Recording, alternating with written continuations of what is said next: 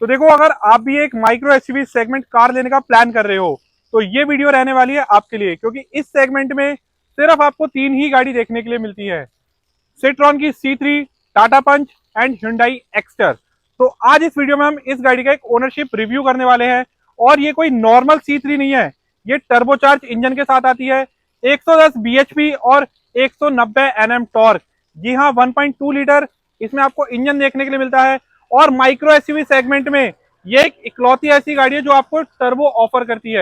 French company है, हालांकि market में उस लेवल पे सक्सेस नहीं हो पाई है, लेकिन इस सेगमेंट में जो ये गाड़ी परफॉर्मेंस देती है ना, शायद ही कोई गाड़ी और परफॉर्मेंस देती हो।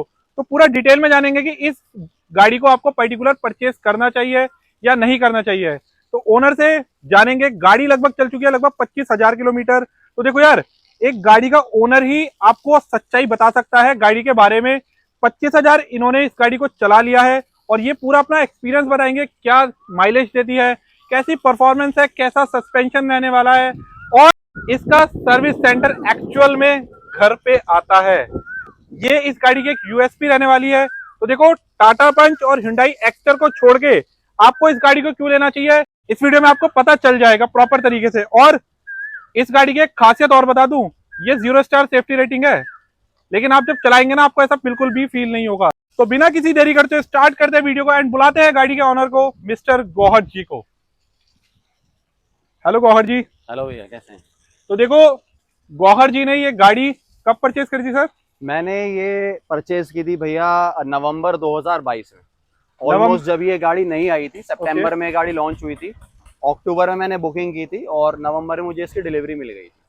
तो देखो यार, ये इकलौती ऐसी गाड़ी है जो अपनी सेगमेंट में आपको टर्बो इंजन ऑफर करती है, नेचुरली एस्पिरेटेड इंजन ऑफर करती है। इवन ये गाड़ी इलेक्ट्रिक ऑप्शन के साथ भी आती है, और एक इसी का बड़ा वाला अवतार है जिसे C3 एयर क्रॉस भी बोला जाता है, और 0 स्टार सेफ्टी रेटिंग भी।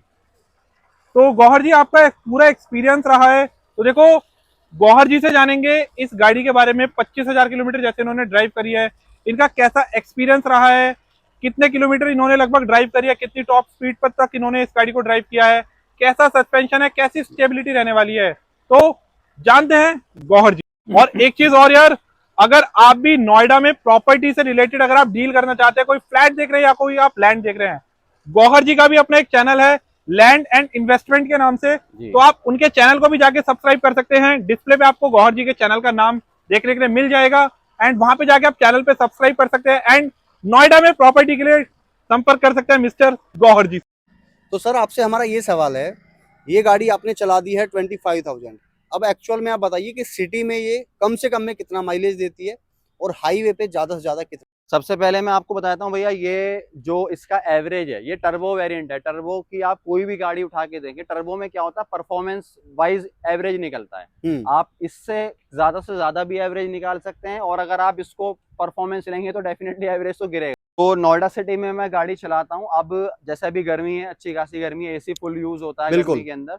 अगर मैं इसको एक नॉर्मल एक ड्राइविंग की तरह चला रहा हूँ तो गाड़ी बहुत आराम से 14 से 15 का एवरेज देती है, जो कि मेरे हिसाब से इसकी परफॉर्म मतलब इसमें मैं एवरेज नहीं निकाल रहा हूँ। हाँ। मैं जनरली जो नॉर्मल ड्राइव मोड होता है उसमें चल रहा हूँ। तो ये 14-15 का इजीली एवरेज देती है, जो मेरे हिसाब से सिटी के अंदर काफी अच्छा है। और अगर मैं हाईवे की बात करता हूँ तो हाईवे में मैंने इसमें 18-19 तक भी बहुत इजीली एवरेज निकाला हुआ है। मतलब आपका कहने का ये है कि सिटी में 14 का माइलेज, हाँ, और 17-18 हाईवे। अब लोअर साइड ले लेते हैं, सिटी में आप बोल सकते हैं 14 का एवरेज बहुत इजीली देती है। मैं एसी की बात कर रहा हूँ, सर्दी में तो मैंने एसी तो चलाते ही हैं वो तो। 15-16 तक भी मैंने हाँ। एवरेज निकाला है। देखो, अभी एसी वाली बात चल रही है गौर भाई, तो जी। एसी की परफॉर्मेंस के बारे में क्या कहना चाहोगे? जैसे मई जून की गर्मी में आती, तो क्योंकि देखो, मैग्नाइट और काइगर आती है, ठीक है, उनमें एसी की परफॉर्मेंस हो गई। इवन अगर हम बहुत प्रीमियम ब्रांड्स में भी जाते हैं, कहीं उनमें भी आती है कि एसी की शिकायत होती है। तो इस गाड़ी के एसी से रिलेटेड के बारे में बताओगे कि कैसी परफॉर्मेंस है इसकी? बिल्कुल, मैं बता देता हूँ। बेसिकली भैया क्या है, जब ये मैंने कार परचेज की थी उस टाइम पे मैंने इसकी 3 बार टेस्ट ड्राइव ली थी, और मैंने हर तरीके से इसको चला के देखा, एसी को यूज करके देखा। और अभी तो खैर मैं 25,000 किलोमीटर चला चुका हूँ। मैं आपको एक्चुअल बता दूंगा, सिट्रन ने क्या करा, सिट्रन ने फीचर्स पे ध्यान नहीं दिया, क्योंकि अगर वो इस गाड़ी में फीचर्स बढ़ाते तो उसका प्राइस डेफिनेटली बढ़ता। बिल्कुल। उन्होंने उसको बजट में रखना चाहा ताकि ये कॉम्पीट कर सके हैचबैक से भी, एंट्री लेवल एसयूवी से भी, माइक्रो एसयूवी से भी। तो उन्होंने जो भी इसकी चीज दी है गाड़ी में, वो डेफिनेटली उन्होंने बहुत बेस्ट टू सेगमेंट दी है। चाहे वो उसका व्हील बेस हो। इसका व्हील बेस आप यकीन नहीं करेंगे वेन्यू नेक्सॉन से भी ज्यादा है। 2540 mm इसका का इसका व्हील बेस है। और इसका बिल्कुल। एसी की जैसे आप बात कर रहे हैं, एसी इसका बहुत बेस्ट है। आप 5 लोग भी गाड़ी में बैठे होंगे तो आपको कभी भी हीट वाला तो फील होगा ही नहीं। और इसका अंदर क्या है कि इसमें जो पीछे की बैक सीट है वो थोड़ा हायर साइड है, थ्रेटिकल सीट कंपनी कहती है।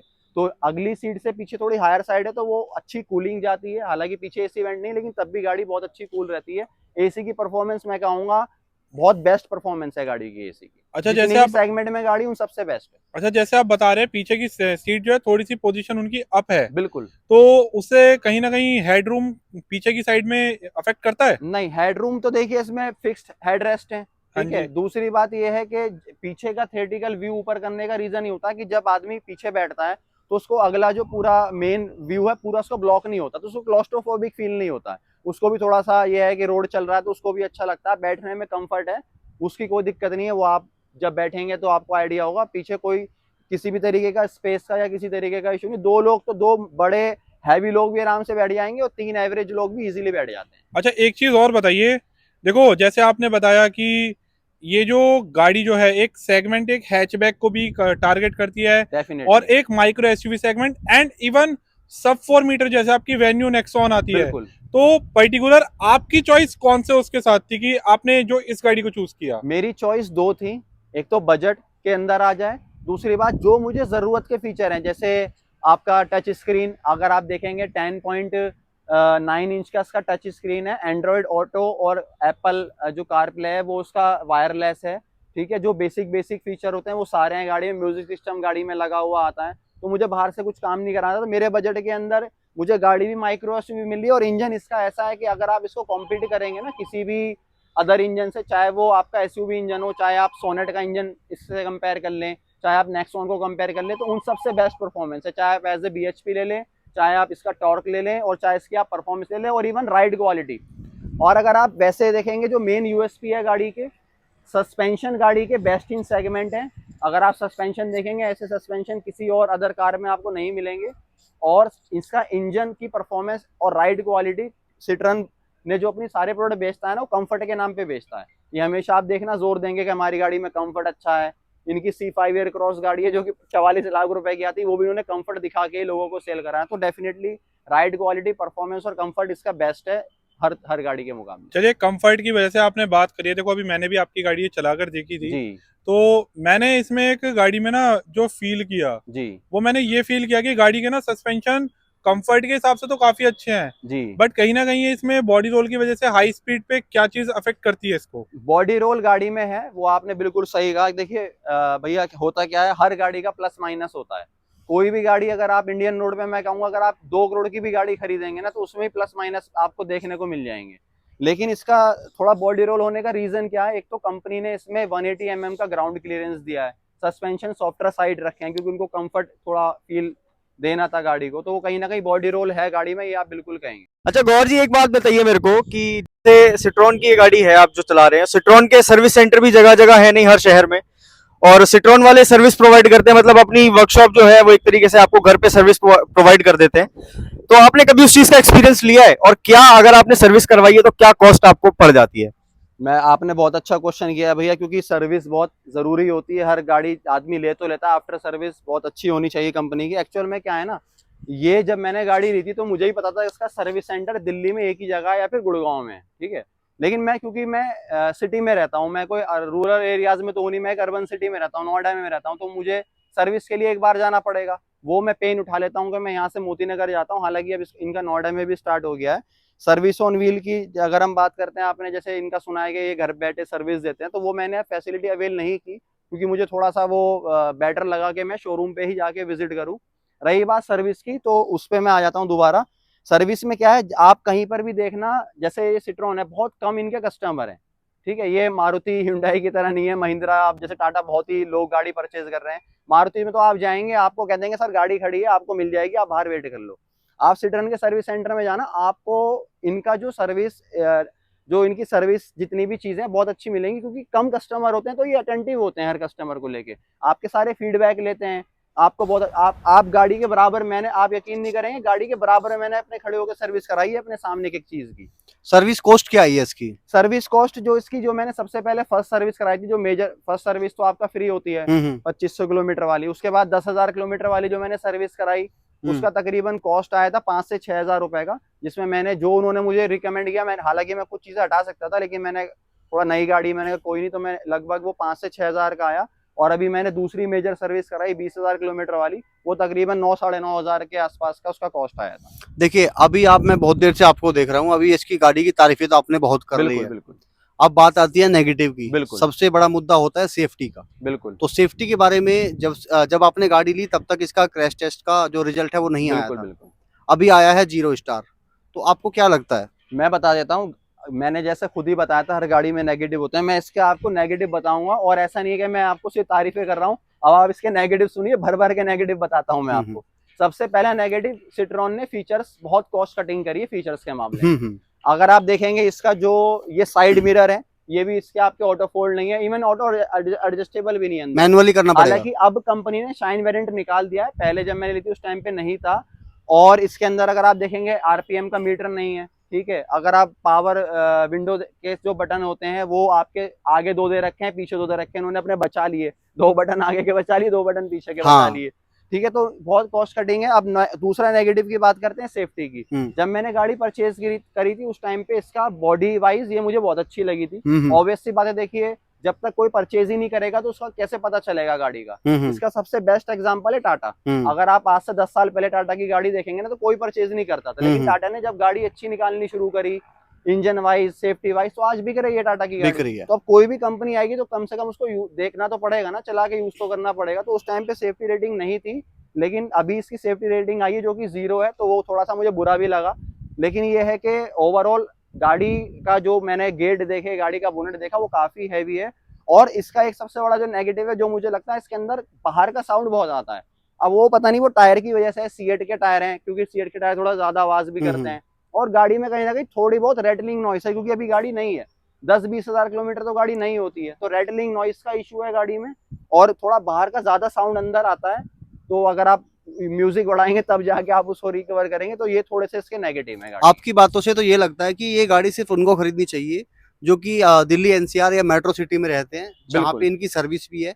बाकी अगर कोई रूरल एरिया जैसे कि आपका मुजफ्फरनगर, सहारनपुर हो गया, या हरियाणा में कोई अंदर हो गया जा करके, तो उनके लिए तो किसी की रनिंग महीने में 1000 किलोमीटर है, उसको 200-250 किलोमीटर तो सर्विस कराने आना जाना पड़ जाएगा एक बार में ही। अब क्या है मोहित भैया, इसका जो है ना, मतलब सर्विस सेंटर धीरे धीरे बढ़ रहे हैं। देखिए जब मैंने ली थी उस टाइम पे नोएडा में भी नहीं था, ना शोरूम था, ना सर्विस सेंटर था।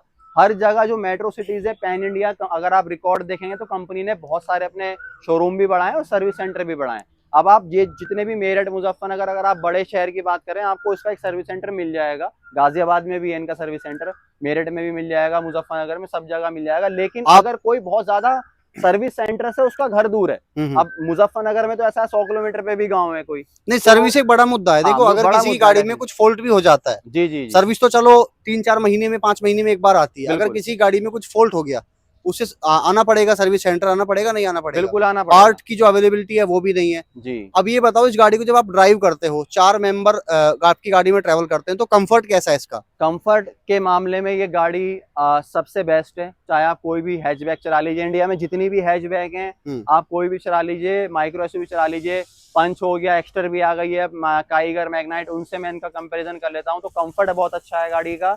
दूसरी चीज ये है कि राइड क्वालिटी गाड़ी की बहुत अच्छी है।